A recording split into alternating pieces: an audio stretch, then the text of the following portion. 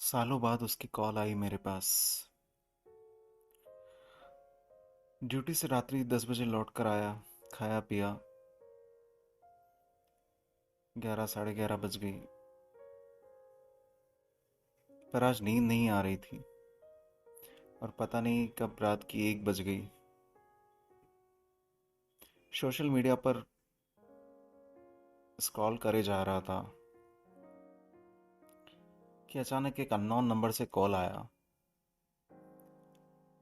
मुझे समझ में नहीं आया कि इतनी रात को आखिर कौन हो सकता है। मैंने सोचा इग्नोर कर देता हूँ। अगर कोई इंपॉर्टेंट कॉल होगी तो दोबारा आ जाएगी। I ignore it. लेकिन लेकिन वह कॉल फिर आई। मैंने इस बार उठा ली। मैंने हेलो कहा। सामने से आवाज आई, हेलो।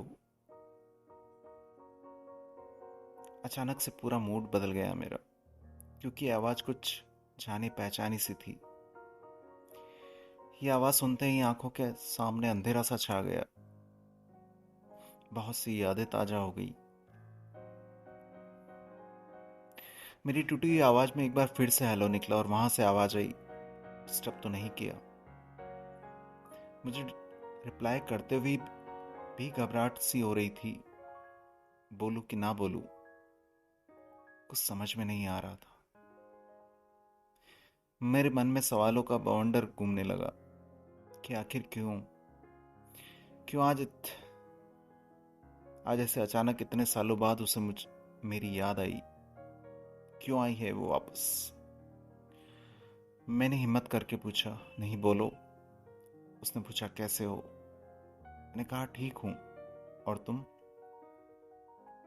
मेरे इस सवाल के बाद उसका रोना छूट गया। उसने कहा, ठीक नहीं हूं।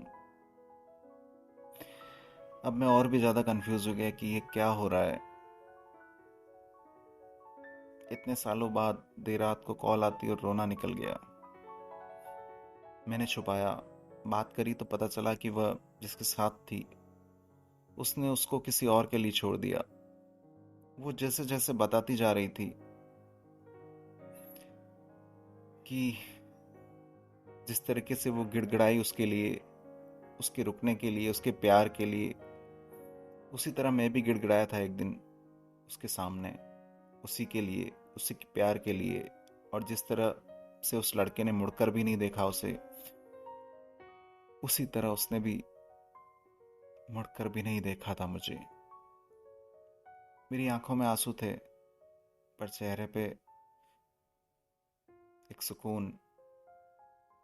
किसी की कर्मों की सजा उसे बखूबी मिली है। किसी के सच्चे प्यार को ठुकराने की सजा बड़ी शिद्दत से मिली है। वो रोते रोते मुझसे माफी मांगने लगी। बहुत माफी मांगी, बहुत मिन्नतें की कि मैं उसे माफ करके उसे अपना लूं, उसे अपनी जिंदगी में वापस बुला लूं। मैंने उससे कई सालों तक प्यार किया था और कई साल लग गए मुझे उसके प्यार से उभरने में। वो लौटी तो ऐसा लगा जैसे मेरी जिंदगी में मेरी खुशियां लौट आई। मैंने उसे माफ कर दिया। फिर उसने मुझसे पूछा, क्या तुम मुझे अपनाओगे। इस सवाल को सुनते ही मुझे वो सारे दिन, सारी यादें, सारे किस्से याद आ गए।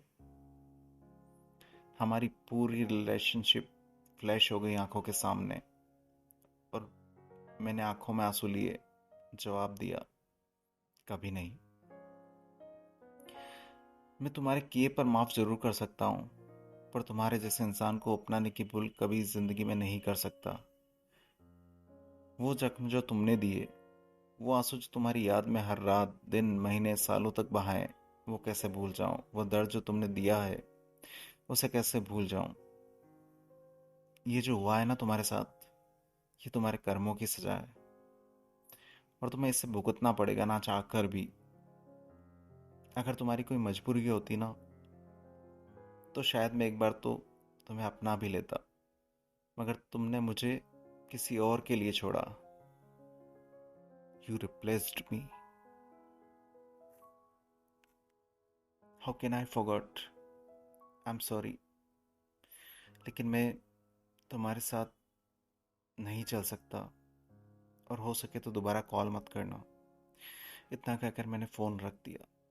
यह पहली बार था यह पहली बार था जब मैंने उसे ना कहा था। मुझे रोना तो बहुत आया, और मैं रोया भी, पर मैंने गलतियां दोहराने की भूल नहीं की।